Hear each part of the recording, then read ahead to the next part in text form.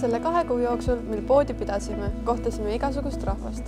Küllaldaselt turiste, aga ka inimesi, kes nägid meid läbi Instagrami või kuulsid meist tuttavate kaudu. Loomeka teekonna lõpetas suur lõpumüük, kus esines ka meie koolibänd Meelelärm.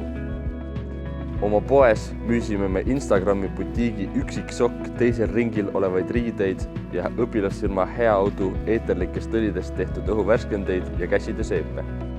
Kokkuvõtteks on öelda, et saime Maigu suhu, kuidas oli pidada enda poodi ning soovime tänada ruumi omaniku Ville Ehet ja meie õpetajat Mirelli, kes andis meile alati hoogu juurde.